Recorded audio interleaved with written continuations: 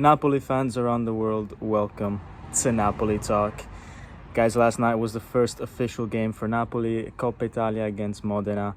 And yeah, we're not ready for the season. The squad is severely incomplete. And I'm not going to be here and repeat everything I said 3 days ago. Whatever I said 3 days ago in my last video is still valid. I mentioned it before, it aged correctly. That video, everything that I said was a problem turned out to be a problem. The midfield of Lobotka and Anguissa just do not filter enough, and we're gonna suffer a lot from counterattacks. We had a lot of Modena counterattacks yesterday. On the right hand side, Mazzocchi just doesn't bring enough quality, neither with his crossing, neither with getting on the end of crosses when it's Spinazzola crossing the ball in. So he doesn't add much. And we're missing a number 9. You know, we have this whole Lukaku-Osimhen situation, and putting Raspadori up front just isn't going to work. It's not the type of striker that Conte wants to have as a pure number 9. Maybe if we play a 3-5-2, he can play off the back of someone like Lukaku, but he's not someone that we can have in the middle of the box. Especially when you've got a defense like Modena's who's just going to sit back and not give you any space, and they're going to put 2 big center backs up against them. So a lot of problems. Conte in his post-match interview says that there are objective limitations, that he's got a lot to do on the field and the club has a lot to do outside of the field. So clear message to De Laurentiis, a clear message to Manna. Let's hope that they can close some business.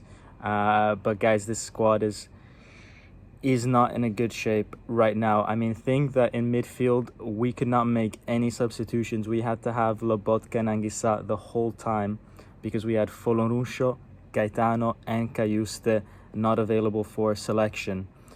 Guys, the season starts next week. If one of these 2 players has a cold, who are we going to put in midfield? Politano? Di Lorenzo? This squad just does not have the depth at the moment to compete. And in some areas of the field, it just does not have the quality. The only positive thing really from today that was a good surprise was Meret. He is obviously, as I said in the video before, he's a good shot stopper. No one's going to take that away from him ever. He's very good at very select things, shot stopping, which is critical for a goalkeeper. We know he's a good penalty stopper. He's been instrumental in that throughout the seasons that we've had. And I felt very confident having him in the penalty shootout. And that's one of the reasons why I think Conte selected him today. It's because there was that possibility of a penalty shootout, especially since there's no extra time. You know, it's just a 90 minutes and then penalties if you're in a position where you're not winning. And so it was the right choice to go for Meret over Caprile. I hope this kind of situation can give him a bit of a confidence boost. Guys, I don't want to take anything away from Meret today, and the point of the discussion today is not about Meret, right? He did incredibly well. He did the job that he had to do, so congrats, and merit where merit's due. But let's talk a little bit more tactically about this Napoli team, because on a squad level we know what's missing. Let's see what Conte brought that's new from a tactical point of view. So on paper, guys, this was a 3-4-2-1, but in reality it very often had different shapes depending on what phase of the game we were looking at. So when Modena has the ball, for example, and we have to defend, we automatically go to a 5-man defense, and that allows guys like, for example, Kvara and Politano not to have to come all the way back and be that 5th defender that sometimes they had to be when you play a 4-man defense. But this just means that Mazzocchi and Spinazzola have to do a lot of work, so their fitness is going to be instrumental this year. and we need backup for Mazzocchi on that right position. Well, more than backup, we need maybe a starter and have Mazzocchi as backup. But when Napoli then reconquer the ball and we're starting to attack and we still have the ball on our side of the field, we transition to a 3-4-3, where the idea is that someone like Buongiorno or Di Lorenzo passes the ball to Spinazzola or Mazzocchi. Now in this case that I'm going to show you, it's Buongiorno passing the ball down to Spinazzola, and when Spinazzola has the ball and we're finally in Modena's half but not yet in the final third, the position that Napoli players take is that the striker and whoever is the winger that is closest to the fullback, they become very close centrally. They stay in between the lines, and the idea is that if Spinazzola can get the ball to Kvara in this case, then Kvara has someone very close to him that he can link up to. Alternatively, he can play a 1-2 with Kvara and keep going down the wing, but then you also have Lobotka coming to support him. So at any given point, at this case, Spinazzola has two options for him. Either he goes for Kvara or he goes for Lobotka, and they have to be very, very aware of Spinazzola's position and make sure they're in the right area to receive the ball. And from there, they can really hurt a defense when you're in between the lines, especially if the ball goes to Kvara. On the other hand, you've got the far side winger that has to stay super wide, so in this case Politano, and he's got to do that because he's got to make sure that he tries as much as possible to stretch that Modena defense, because if he comes in at this point in time, then it's very easy for that Modena defense to just close up and not give any space for anyone to receive the ball over there. But having Politano on the far side means that they can't all group up on Raspadori and Kvara. Someone's got to stay further up in case Spinazzola decides to go long for him. When we are in a crossing situation where we are now fully in the final third, this is where things start to change a little bit, right? You have Politano that comes in more centrally from the previous wide position. He comes in more centrally and he attacks centrally the box. Raspadori, which is the main striker in this case, also attacks centrally the box. And then you've got the close side winger, in this case Kvara, that sits a little back and waits for a cutback from Spinazzola. But alternatively, Spinazzola can cross the ball inside the box. And importantly, you have Mazzocchi coming in from the far side that has to join in. So at any given time, under Conte, whoever is crossing the ball needs to have one option where he can cut the ball back, in this case to Kvara, and three options inside the box, right? So that basically every defender in a four-man defense like Modena had has someone that they need to think about, that they need to take care of. So there's never a 2 versus 1 situation where one of our guys has to win the ball against two of Modena's defenders when a cross comes in. It's always 1v1, and it's always about making space potentially for that cut back to Kvara. If you have the strikers going in, pushing the defense closer to their goal, then it gives Kvara a bit more space in case he receives the ball. The only problem that we had today or yesterday is that the guys that were making the runs inside the box are not really a threat to Modena. I mean, you can't really cross the ball to Raspadori, Politano or Mazzocchi and expect to get a goal, expect to get a header in. But let's say it was Lukaku or Osimhen, or maybe even Simeone in there, then you have a bit more of a chance to do something. But unfortunately, we were playing with Raspadori, and that's just the situation that we had. Another very interesting thing from Conte when we were attacking is that when we are fully inside the opposition half and we are trying to, let's say, find spaces. We're not transitioning, we're not going at them with speed, but we're just trying to find spaces to play the ball into, to work around their block. At that point, Di Lorenzo joins in the action. So we leave Buongiorno and Rachmani behind and we bring in Di Lorenzo. So now we're attacking with 8 people. And when Di Lorenzo comes in, he has this freedom to get himself into the box, to get himself in between the lines. So he's really a jolly kind of player, a little bit like how it was under Spalletti, where you would see him come into the middle, drift out wide, get inside the box, and he scored a few nice goals under Spalletti when he was doing that. The interesting thing is that it's very rare to see a center back, because in this season he will be playing center back. It's very rare to see a center back do this, and mainly that's because it leaves you exposed in case you lose the ball.